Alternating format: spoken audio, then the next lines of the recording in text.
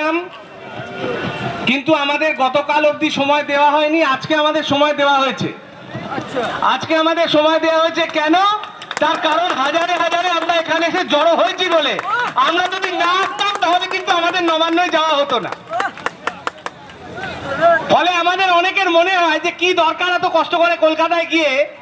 আমরা যদি রাস্তার দখল নিতে পারি তাহলে সরকার 14 তলা থেকে 1 তলায় নেমে এসে আমাদের কথা শুনতে বাধ্য হয়। আজকের আন্দোলন আমাদের এই প্রথম একটা শিক্ষা দিয়ে গেল। দ্বিতীয় যে কথাটা বলবো, আমরা তিনজন, আমাদের অগ্রজ সংগঠক শ্রদ্ধেয় প্রবীর সাহা, শ্রদ্ধেয় রণ দাস, আমি এবং আমার সঙ্গে লক্ষ্মী, আমাদের রাজ্য সম্পাদক মণ্ডলীর সদস্যা, এবং আমাদের নীলোৎপল দা, আমাদের মিলন দা আমাদের সঙ্গে গেছিলেন।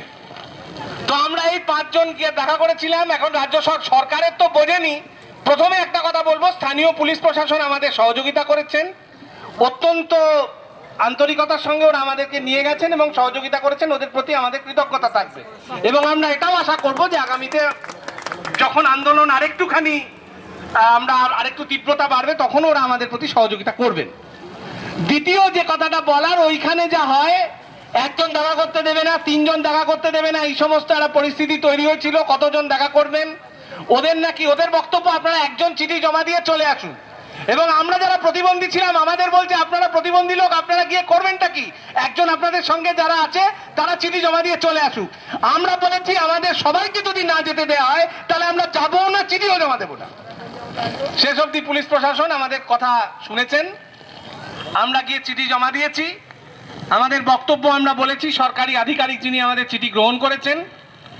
আমরা কথাও বলেছি যে আমরা চাই, আমরা অনুরোধ করছি মাননীয় মুখ্যমন্ত্রী যেন আমাদের সময় দেন। আমাদের সাধারণ সম্পাদকের নেতৃত্বে আমরা মাননীয় মুখ্যমন্ত্রীর সঙ্গে দেখা করে আমাদের বক্তব্য হাজির করতে চাই।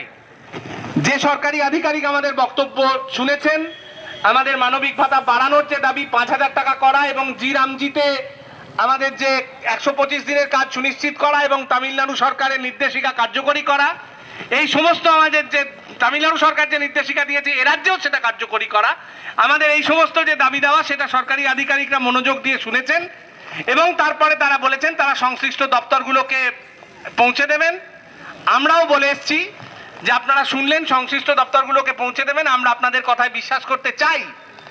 কিন্তু যদি আমরা দেখি যে জিরামজির কাজের ক্ষেত্রে আগে 100 দিনের কাজের যেমন ছিল এখনো সেরকম আছে, যদি আমরা দেখি সেপ্টেম্বর মাসে মানবিক ভাতা 1000 টাকাই ঢুকছে, 1500 টাকা ঢুকছে না, তখন কিন্তু আমরা এত ভালো ছেলের মতো আসবো না।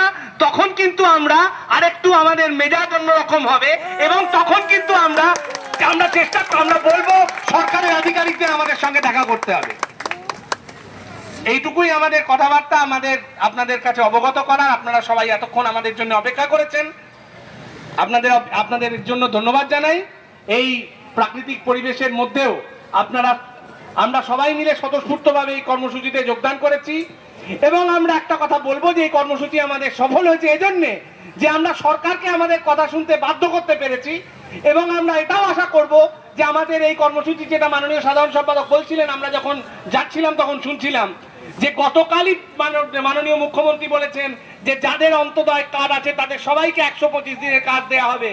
আমরা বলবো যে যেটা বলছেন আর যেটা করছেন সেটার মধ্যে যেন একটা সামঞ্জস্য থাকে, আর সেই সামঞ্জস্য আছে কিনা সেটা দেখার দায়িত্ব আমাদের সমস্ত সংগঠকদের। আমরা যারা ব্লক স্তরে কাজ করছি, যারা পঞ্চায়েত স্তরে কাজ করছি, যারা জেলা স্তরে কাজ করছি, যারা রাজ্য স্তরে কাজ করছি, আমাদের সবাইকে এটা দেখতে হবে এবং এটা দেখার মধ্যে দিয়ে আমরা আরো তীব্র, আরো ঐক্যবদ্ধ, আরো সংহত এবং আরো বড় একটা কর্মসূচি আগামী 23 ডিসেম্বর কলকাতার রাস্তায় হাজির করতে পারবো, এই প্রত্যয় ব্যক্ত করে আপনাদের সবাইকে আবারও অকুণ্ঠ ধন্যবাদ, কৃতজ্ঞতা জানিয়ে আমি আমার কথা বলা শেষ করছি। নমস্কার।